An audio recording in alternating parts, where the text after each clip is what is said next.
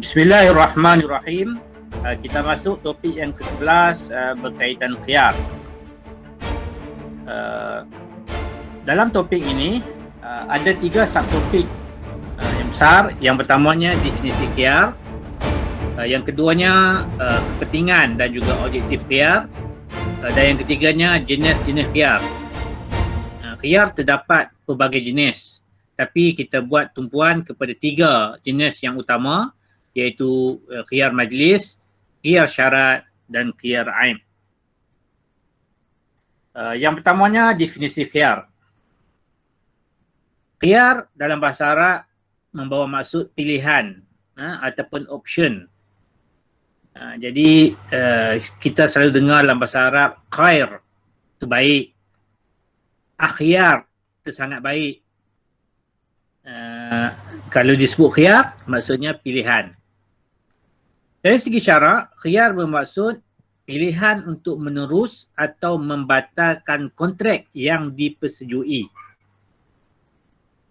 Sebagai contohnya, sama ada kita nak meneruskan kontrak jual beli atau kita nak membatalkan.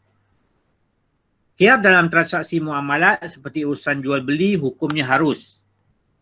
Ini bersandarkan kepada banyak dalil, antaranya sabda Rasulullah SAW, al-bayyani bil khiyar ma lam yatafarraqa.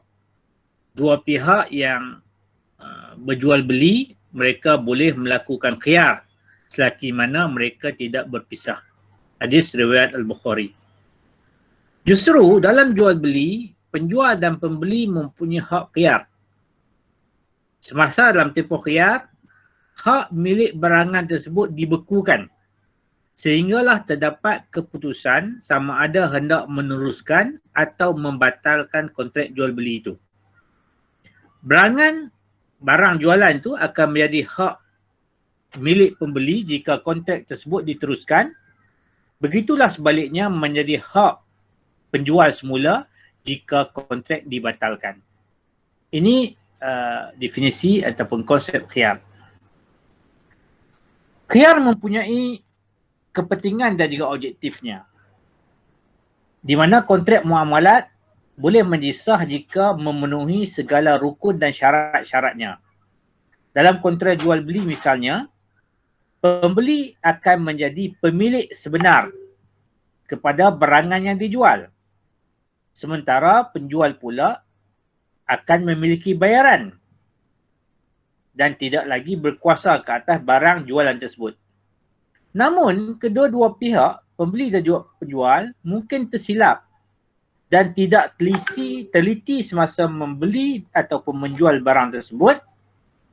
Oleh itu akan timbul perasaan ketidakrelaan hati selepas urus niaga tersebut dilaksanakan.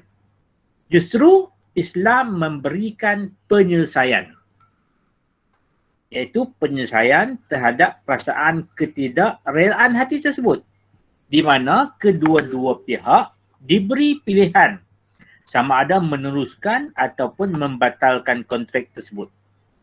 Jadi penyelesaian kepada kesilapan atau tidak teliti ini dapat diatasi melalui khiyar. Selain itu, khiyar juga disyariatkan untuk menjamin sifat saling redha meredai antara dan minkum, antara pihak yang berkontrak, penjual dan juga pembeli. Begitu juga khiyar juga diperlukan kerana dapat menjaga maslahah kepentingan daripada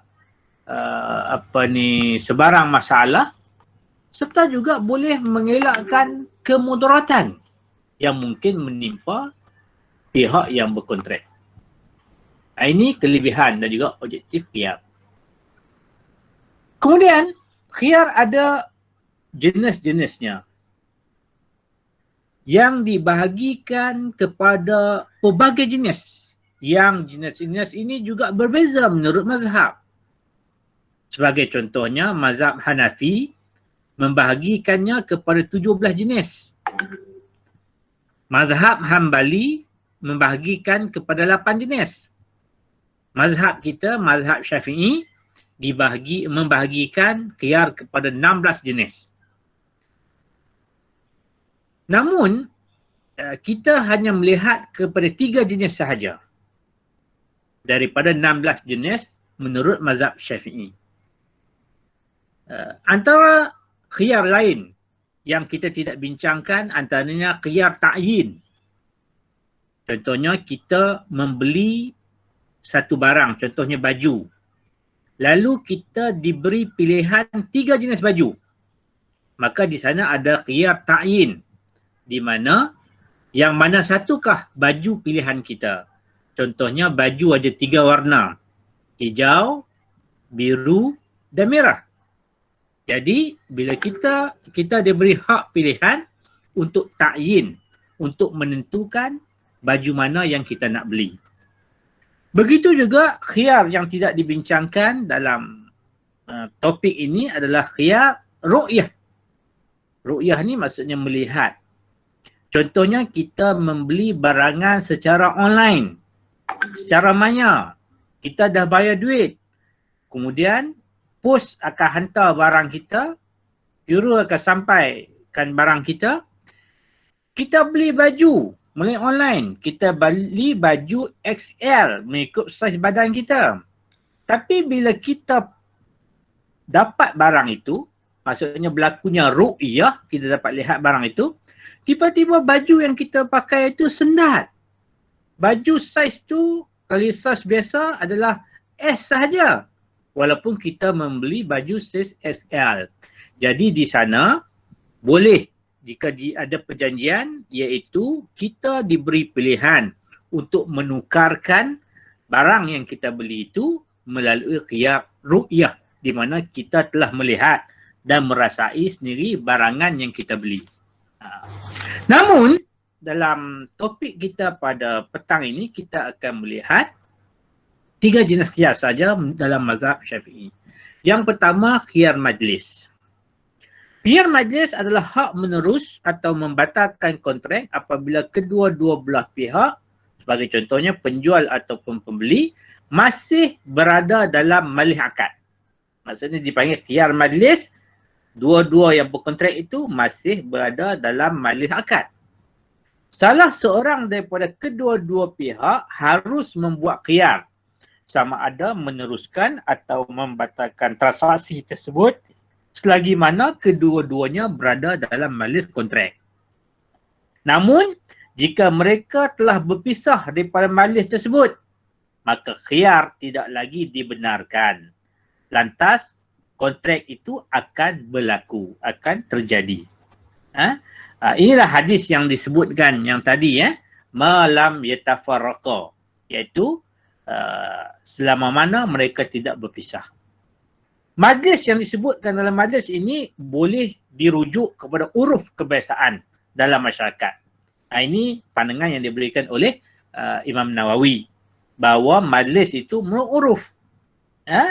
Contohnya kita beredar daripada pembeli pergi ke gerai lain sebagai contohnya. Itu maksudnya kita telah keluar daripada majlis. Begitu juga sebagai contohnya kontrak jual beli di dalam sebuah bangunan. Maka khiyar tidak dibenarkan apabila salah seorang penjual ataupun pembeli tersebut keluar daripada bangunan tersebut. Itu yang pertama, khiyar majlis. Yang kedua, khiyar syarat, iaitu hak menerus atau membatalkan kontrak apabila salah seorang atau kedua-dua pihak yang berkontrak tersebut menetapkan syarat mereka mempunyai hak khiyar. Contohnya kita pergi beli peti ais di sebuah kedai, maka di sana ada condition, term and condition, ada syarat-syarat jualan. Tercatat di sana kita boleh memulangkan semula dalam tempoh 3 hari sebagai contohnya. Jadi syarat tersebut boleh disebut ketika ataupun selepas menangani kontrak. Tetapi kedua-dua belah pihak seperti penjual dan pembeli mestilah belum berpisah daripada majlis tersebut. Maksudnya syarat disebutkan sebelum berpisah daripada majlis. Sebagai contohnya seorang pembeli berkata, seorang penjual berkata, aku jual barang ini dengan syarat aku berhak untuk menerus ataupun membatalkan akad ini dalam tempoh 2 hari. Begitu juga pembeli berkata, aku beli barang ini dengan syarat sebegitu. Jadi ini semua bergantung kepada syarat yang dipersetujui oleh kedua-dua belah pihak. Kemudian perlu diingatkan, qiyad syarat hanya sabit bagi kontrak-kontrak lazim, iaitu kontrak-kontrak yang berkuat kuasa seperti jual beli, sewaan, syarikat, gadaian, kafalah. Namun dia tidak diperlukan bagi kontrak-kontrak yang tidak lazim seperti mana wakalah, wakil, hibah, berian, wasiat dan seumpamanya. Walaupun begitu, terdapat kontrak lazim yang tidak boleh diletakkan qiyas syarat. Sebagai contohnya kontrak nikah, perkahwinan, talak, kontrak tebus talak. Ini semua tidak boleh diletakkan syarat. Sebab apa? Sebab dia akan berlaku on the spot. Kemudian ini bagi tajuk talak, dia ada perbincangan yang lain. Sebagai contohnya apa yang kita sebutkan sebagai taklik. Taklik contohnya, kalau kamu keluar daripada rumah ini akan tercerailah kepada kamu dengan talak 1. Sebagai contohnya, si suami berkata kepada si isterinya. Jadi itu ada taklik. Selama mana tidak melakukan perkara tersebut seperti mana disebutkan, tidak berlakunya talak. Kemudian kita perlu ketahui juga, khiyar juga tidak sah bagi jual beli salam. Kita dah belajar kan, jual beli salam, tempahan, ataupun jual beli as-saraf, iaitu tukaran mata wang. Sebab apa? Sebab as-salam dia memerlukan penerimaan modal ataupun bayaran dalam majlis kontrak. Jual beli salam ni maksudnya bayar dulu, ikut pesanan, kemudian barang dapat kemudian. Jadi maksudnya dia tidak boleh ada khiyar. Sebab apa? Sebab penerimaan bayaran itu mesti disebutkan dalam majlis kontrak. Begitu juga as-saraf, tukaran mata wang, money exchange. Sebab apa? Sebab penerimaan kedua-dua tukaran sama ada duit rupiah dengan duit RM sebagai contohnya, mesti dilakukan secara lani, on the spot sebelum berpisah. Justru tak boleh kita kata aku tukar dengan duit rupiah, aku bagi duit ringgit hari ini, kamu bagi ringgit esok. Maksudnya ada syarat begitu? Tak boleh. Sebab apa? Sebab syarat as-saraf sendiri mesti secara on the spot. Ini dinamakan khiyar syarat. Khiyar syarat dia ada syarat-syaratnya. Antaranya khiyar mesti diletakkan dalam tempoh tertentu. Dalam mazhab Syafi'i menyebutkan bahawa tempoh khiyar syarat yang ditetapkan tidak melebihi 3 hari jika barangan biasanya tidak rosak dalam tempoh tersebut. Namun di sana ada pandangan-pandangan mazhab lain yang memberi tempoh yang lebih daripada 3 hari. Kemudian tempoh khiyar juga dia berterutan ataupun dia ni sebenarnya bersambung dengan kontrak. Iaitu mesti disebutkan syarat itu sebelum berpisah daripada majlis. Dan khiyar syarat ini sebenarnya dia akan terbatal apabila tamat tempohnya. Contohnya 3 hari, 2 hari akan terbatal bila dah berlalu tempoh tersebut. Justru kontrak jual beli akan berlaku dan akan diteruskan jika hak khiyar itu terbatal. Maksudnya selepas 3 hari, maksudnya hak milik pemilikan jual beli itu akan berpindah kepada pembeli. Kemudian yang ketiganya khiyar aim. Khiyar aim adalah hak meneruskan atau membatalkan kontrak seperti jual beli apabila terdapat kecacatan. Aim itu kecacatan pada barang pertukaran yang dijual beli itu, dan ia ni, kecacatan ini tidak diketahui oleh pembeli ketika mana berlakunya akad. Sebagai contohnya, barang yang dibeli tidak cukup aksesoris.